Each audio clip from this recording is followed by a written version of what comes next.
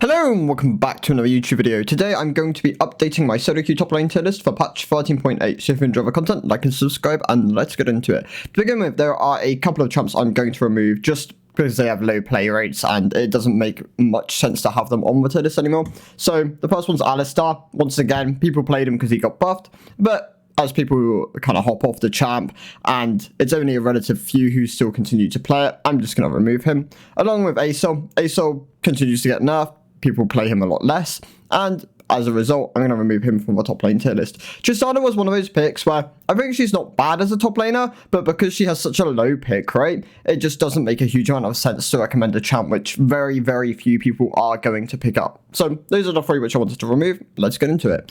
Garen is the first champ I want to move up. Garen is performing a lot better after his base stat buffs. Of course, this feeds into his Q and E damage. Also helps him with the Stride Breaker and Triforce builds because both those take into account base AD.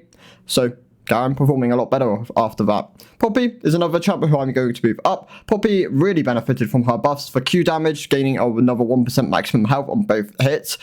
Does big things for her. Of course, the resists are also quite nice on the W, that going from 10 to 12%, and then 24% when she's below 40% health. So Poppy performing quite well.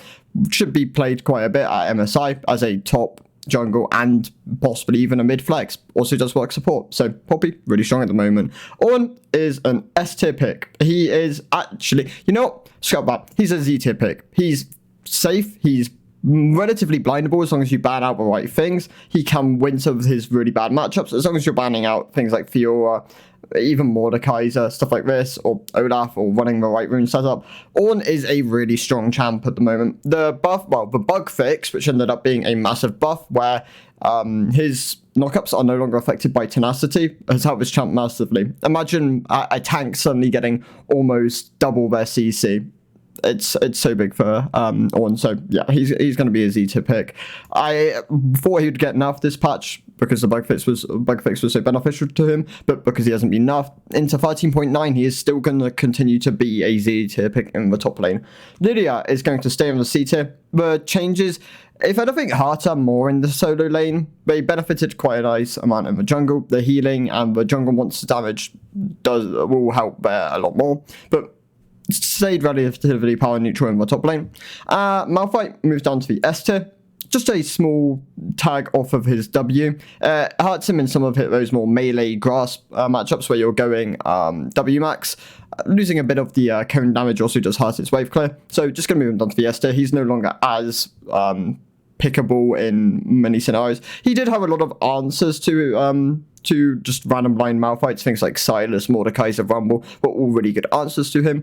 One seeing a huge amount, but he's now down on the S tier, so he's easier to play against. Mordekaiser going to move up to the S tier. He's finding a lot more success against a lot of the champs within the current meta, so it makes him relatively strong. Of course, with a lot of his counters being nerfed, things like the Gangplank, the Olaf, more recent times have just helped him a significant amount. He's pretty good into Ornn, he's pretty good into Malphite, so he's also pretty good into Poppy, so three of the tanks which are currently meta, he's pretty good into, so yeah, more doing a lot better.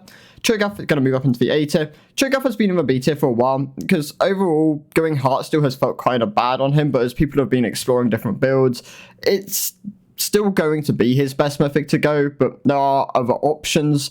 Heart still does work as just a flat health, just static item where you can start building resistance after going this item, and overall you just become really tanky. He has a lot better time in a lot of his laning phases. His minion wave clear is really good, and overall just makes him a really powerful champ at the moment. Just going to move him up into the A tier. Not as good as the premier tanks in the game at the moment, but doing a lot better.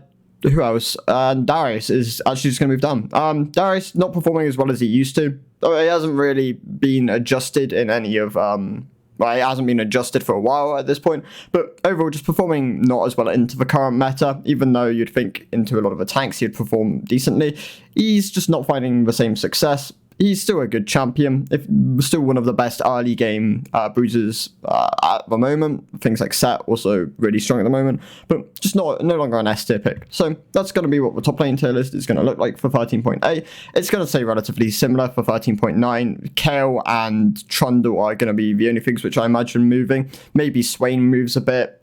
Past that, I don't think there were any other top lane changes other than the silent nerfs, which do absolutely nothing. It's just a slight passive nerf. So yeah. Also, the Aatrox one might push him up to the B tier. There is a chance, but overall, not a huge amount going on at the moment. So yeah, thank you guys for watching. I'll see you in the next one. Goodbye.